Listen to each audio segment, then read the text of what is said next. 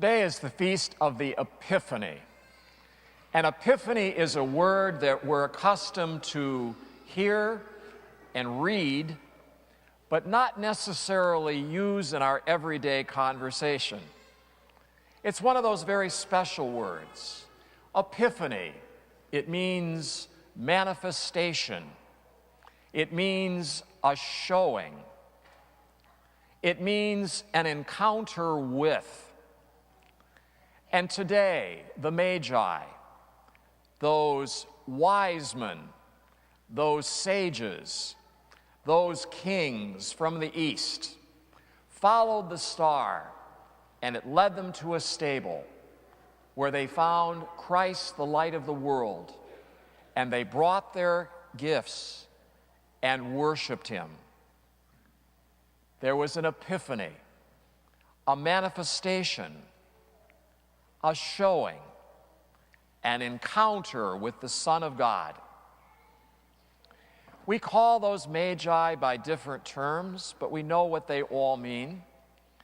We think of them as being three, although some legends and stories have made them even more than that.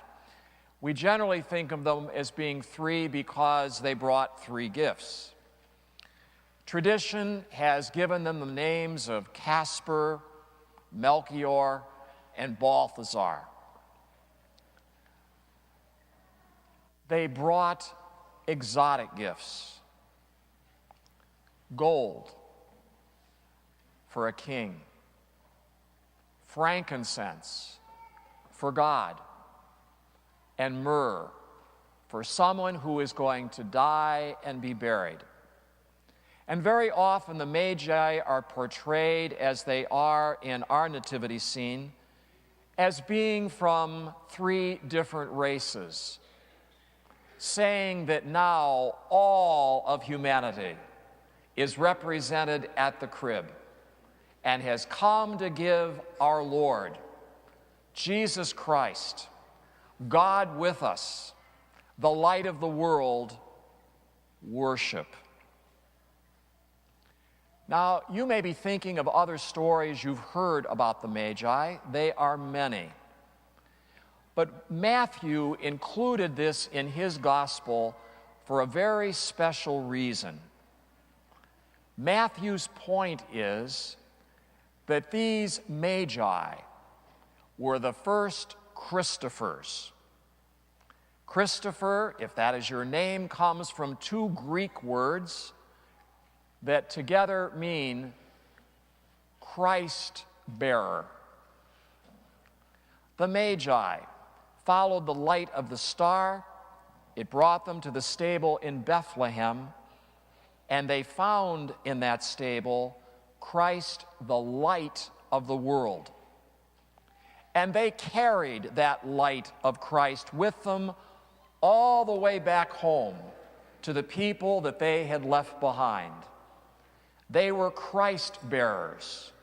They carried the light of Christ back home with them so that people could meet Christ through them. Now, that's some of the theology of the Feast of the Epiphany. Ronald Knox says that theology sometimes is a lot like the bright sunlight on a cold winter's day like today. It delivers a lot of light, but not a whole lot of warmth. So I'm going to warm up this theology just a little bit for you right now with a parable that makes the same point about the Epiphany, being a Christ bearer, a Christopher. In an urban area, in a large city, there was a street person who was known as the goat's hair monk. He got his name not because he really was a monk, but because people noticed that at least 3 times a day he went to one of the old downtown churches known as St. Martin of Tours to pray. He didn't wear goat's hair clothes, but he seemed to mumble that expression a lot. Goat's hair, people would hear him say. So he became known as the goat's hair monk. But there was something unusual about this fella on the street. He wasn't standing there all the time with his hand held out for someone's charitable donation. He would carry a large canvas sack that was pretty beat up. And when he noticed another street person who didn't have a decent pair of socks, he'd reach deep down into that canvas bag and deliver a pair. When he saw someone on a cold winter's day like today, whose hands were blue with the cold, he'd reach down into that sack and pull out a pair of gloves and offer them. When he would see a bag lady who looked hungry, he'd reach into that sack and pull out a couple of sandwiches for her to eat.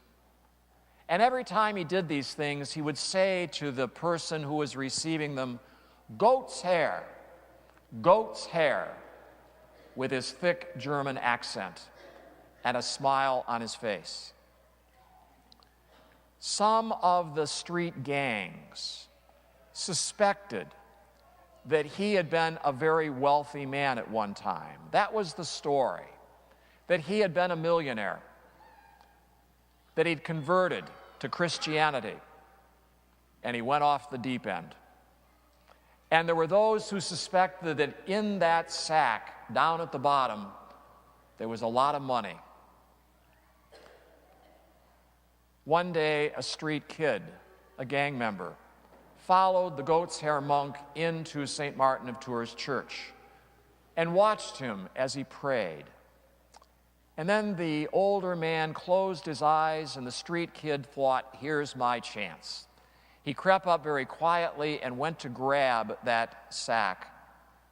And the goat's hair monk let out with a karate blow that knocked that kid flying across the church aisle.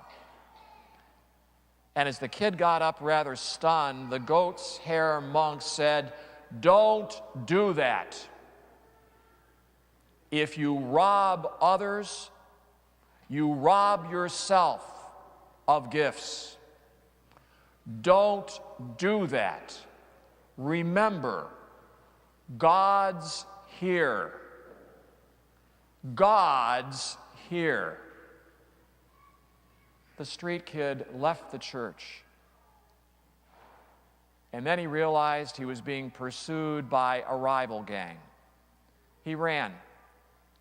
He got into an alleyway, and it was dead end. And then he realized that what people had thought that that gentleman was saying as goat's hair, he was really saying with his thick accent, God's here. The gang members were coming at him. He saw the baseball bats and the knives, and he just said, God's here. And a couple of them stepped back. And then he said it louder, God's here.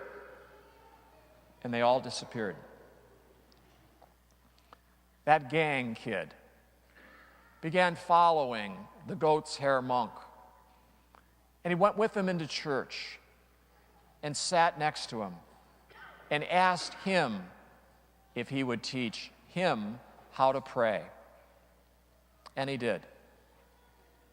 He became the companion of the goat's hair monk, learned from him, watched him, and defended him.